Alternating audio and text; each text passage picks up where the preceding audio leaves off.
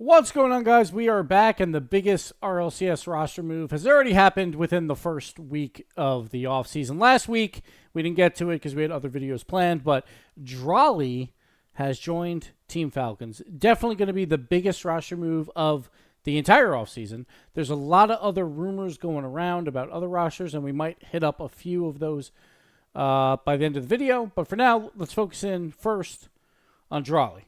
And we're just going to sit here on this cam and just have a conversation about all these roster moves. First off, Drawley, I think there's a lot going into this one. There's a couple different sides. First off, I'm going to start with Drawley. I think Drawley's side, it makes perfect sense. He's going to join the Falcons in place of TRK, join the Twins, Roas and Killers. And honestly, it makes perfect sense for a couple of reasons. One, actually, there's one big reason, guys. It's money. Come on. Let's talk about it. Let's talk about the cash, all right? Obviously, Drawley, there's rumors. We don't know the exact amount, but rumors are it's the biggest contract in Rocket League esports history, and I don't doubt it. Falcons obviously have a lot of money to spare, so if you're a player and you're at your peak, you should be chasing money, in my opinion. Get paid as much as you possibly can in your short, limited career. You never know when it's going to end. Absolutely go for that. On top of that, it's not like he downgraded. A lot of people are like, oh, maybe it's not the best move. Like, he's joining the Twins, Roas and Killers. Like, if we talk about Falcons on the whole for the full season, honestly, like, probably my favorite team in RLCS history. Their offense was dynamic. It was great. And we'll talk about the Falcons side of things here in a little bit. But TRK won the MVP. To be fair, the talent had no pull on who won MVPs. We actually found out the day of for most of these. So I personally probably had TRK in terms of the whole season, maybe third on that team. Now, that's not saying he was terrible. It was a 1A, 1B, 1C type of situation. But he might have been the worst on that team. Either way, it doesn't really matter. One, we don't know what's happening behind the scenes or internally with Falcons. I assume there's not too much bad blood in general on that team, but it's very hard to tell, obviously, right? But if the Falcons felt like they needed to make a move, sure. But Roas and Killers are fantastic players. Two of the best players in the world. Absolutely, bar none. Like, they don't have the longevity of TRK, maybe, yet. But they are getting there as well. So, Drawley moving to the Falcons, for him, it's kind of a lateral move. It's not really that big of a deal. The Falcons, they just beat K-Corp in this most recent event. I think you could say they were probably evenly matched. Across a whole year, you could probably say about evenly matched, right? So, him moving over there is not a bad move whatsoever. Also, it guarantees every single LAN. He doesn't have to worry about that at all. It's gonna be, the only downside, I would say, for Drawley is that first LAN in December is only NA and EU, so he won't be able to participate in that, which is a positive or a negative because it could also be like, hey, we just had a long season for players like Drawley are like, I really don't want to travel right before the holidays. Like, I could see that. I wonder what the prize pool situation is on an event like that when it restricts other regions. Because if it is mostly just fighting for an extra spot, Drawley doesn't have to worry about that at all. Obviously, Falcons are going to be there. The only downside, or maybe, I wouldn't even really call it a downside, but TRK will obviously probably team up with, like, Nobo and someone else. Maybe it's an import, who knows, on a Twisted Minds roster or some other roster in MENA that should challenge them for the number 1 seed in MENA, which honestly, I could see that as a positive because I don't think there's a world where this Falcons roster does not make the major. I could see a spot where they get the 2 seed into one of them. Maybe they ran into Twisted Minds early in one of the tournaments or in the top 4 round and they lost, but then they beat them both other times in the finals. They might get the spot over that or something like that. But it will elevate their gameplay in general, having another team so closely matched with them.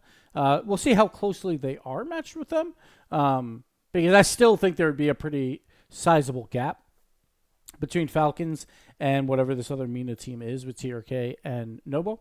Drawley, obviously, is the best player over these last 2 years. He has more accomplishments in these 2 years than pretty much every player that is playing right now, outside of like energy players and Monkey Moon. Like, that's pretty much it. So it's pretty wild what he's done. And maybe a Zen, if you like. Like, Drawley actually has more accomplishments than even a Zen, I would say, too. So it's like, Drawley finds ways to win. I can see why the Falcons went this way. The Falcons obviously have to deal with the bad press, or like I quote unquote bad press of this move. Obviously, TRK is beloved in the region. They've had him on the team forever. You kind of lose your face of your team.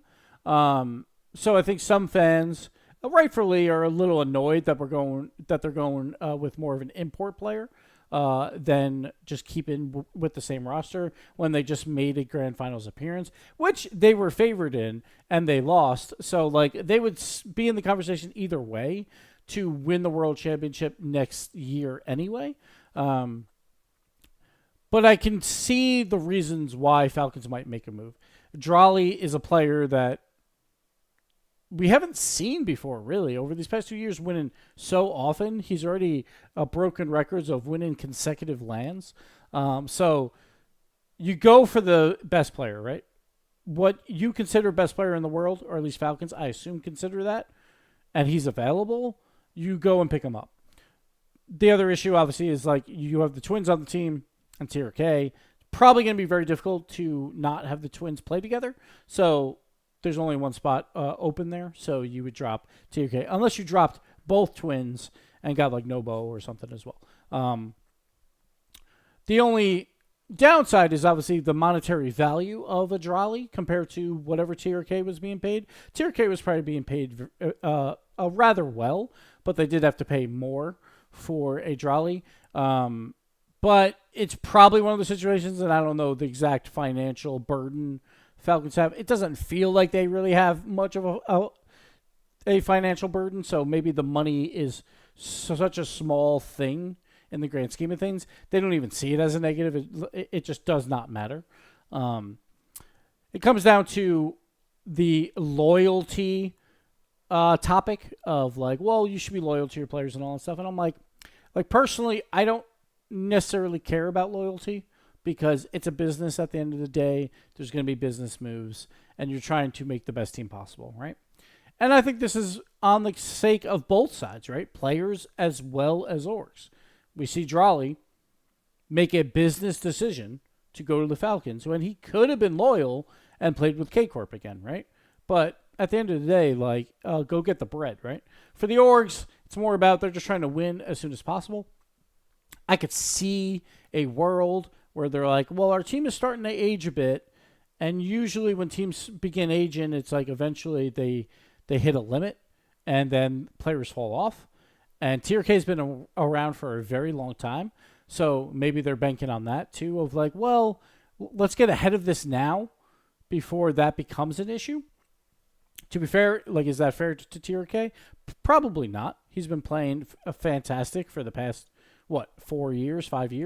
So for TRK, sure, it's not the greatest thing, but I think he will be fine in the grand scheme of things. He's obviously going to be picked up as long as he doesn't get into contract jail, which I think is a very important thing, where technically I think the Falcons would benefit more by putting him in contract jail, but that is such a messed up thing to do to a player that was loyal to you for so long. So in that case, I would say you should absolutely not do that, right?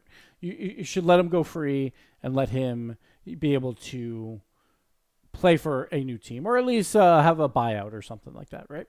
So TRK, I think, will be fine. Sure, like at the end of the day, he'll be a little bummed, but when he gets to play against that Falcons roster, it's going to be fireworks. It's going to be a lot of fun. He should also make every land anyway. So I don't think he's got to worry too much about that either. And then he can try and show him up when it matters most at these international events. A couple of the other small roster rumors that I don't really want to talk about too much, because I don't really like when things are not confirmed. Because it's like, well, what's the point, right? So let's talk about the one rumor that I think is very likely to happen before anything else is probably Monkey Moon off Vitality. This move makes a lot of sense to me. It feels like Monkey Moon has regressed a decent amount. And this is where we talk about, like eventually age will catch up to a lot of these players. I could definitely see that. He's always been a positional mastermind and not like maybe A tier in mechs. He still has mechs, but not at the highest level. So it's more about his positional play than anything. And honestly, this season there's been a lot of positional miscues on Vitality, with Monkey Moon being the main culprit, I would say, more times than not. Now, again, is that a team chemistry issue? Is that something else going on? That is always possible. You don't know the internal conflicts of a team, so we don't, we can only speculate based on that. So for Monkey Moon, I think he probably will want to play with another team, and he still has some fight left in him, would be my assumption. And he will probably still make lands. He's probably going to get picked up by one of these squads. There's a lot of other rumors going on where like 2/3 of a roster is moving around and stuff like that. And Monkey Moon, he has a lot of value to orgs as well. He's a big name, and he has the experience as well. So I could definitely see another team picking him up, and I could definitely see him making majors on a top 4 team in Europe. It might be more on like he's got to fight for it a little bit harder. But I would not be surprised if he still made every single land next season. But at the same time, I wouldn't be surprised if he missed out on every single one. He could be a 5th best team in Europe or a 6th best team in Europe. So we'll see how that all plays out. I think that makes a lot of sense. Some other notes, there was first killer rumors of maybe transferring over to the European region, going to Vitality. It looks like those are fading out, and that's probably not going to happen. That move, I think, makes some sense. I think for Vitality, I think that would make a lot of sense. Having Zen and First Killer on the same team would probably be pretty decent. And I get First Killer is a little bit of a wild card of like, you're still taking a chance on him. He's an incredibly good player, but he still has never won anything. So it's still a little bit tough there. I think the one thing that I'm surprised about that we haven't heard yet is maybe even Zen just completely taking over that Vitality roster and bringing in 2 new players. Because I also think Exotic had a down year. He had his moments, but he definitely had a down season. And I think if Vitality wants to win now with Zen, I think it would probably make more sense to go with Zen and let him build a completely new roster. But we'll see. Maybe Exotic will surprise me when there's a new third on that team, if they're rejuvenated, and maybe he will play fantastic yet again. But it does feel like he played a little bit down this past season, so I could see a world if Vitality's like, we need to win now, especially with K-Corp now being worse off, that you would make the bigger moves to make sure you stay ahead, so you become the number 1 team in Europe. Because right now I feel like Dignitas is there. Dignitas is a little sketchy. No one knows what's going on with them yet. K-Corp, right now, it looks like they're picking up Juicy. We'll see how that all plays out. It could be Juicy. I could see a Eugen as well. Looks like Juicy's the rumor. I think I would prefer Eugen. It's just like a new, young, like fresh face coming in and like maybe more adaptable. But obviously, the players on their team probably know better, right, of who they play better with. So I think K-Corp will still be in the running, but now there's a big hole, right? A big hole in Europe because Drawley is gone. And he went to Mina. Of number 1 a spot in Europe is completely wide open because K-Corp just lost their best player. Now, Vatira had a fantastic year as well. You could consider him best player if you want as well, so there is that. And Atto is always there playing fantastic as well, but he never gets enough credit. So K-Corp is going to be in the running no matter who they pick up, but it's going to be a lot closer, right? I feel like the K-Corp, the Vitality, whoever they get, probably a mates with Nask and Oski, whoever they pick up. GK has been playing a little bit better with Archie and Joyo. So we'll have to see how it all pans out. But Europe is completely wide open because of this move with Drawley. So we'll have to see how these rosters pan out. And then it looks like First Killer is not going to go over to Vitality, so he's going to probably build something in North America as well to try and challenge NRG. There's been no talks about NRG at all. I assume it's just going to be the same roster yet again. And it's going to be another season where it's the same old, where Energy's at the top, and First Killer tries to build a roster to take them down. First Killer, honestly, came close this season at times, right? There was times when, like, it could have happened. We could have saw it at the World Championship as well. But it did not happen, so he'll probably build a whole new roster yet again, and he'll probably be the top 2 team yet again in North America behind NRG. So see how it pans out. It's going to be an interesting season, off-season. We'll probably do more of this rumor talk in the future. I really want to hit the key notes of when people get moved onto teams and actually get announced.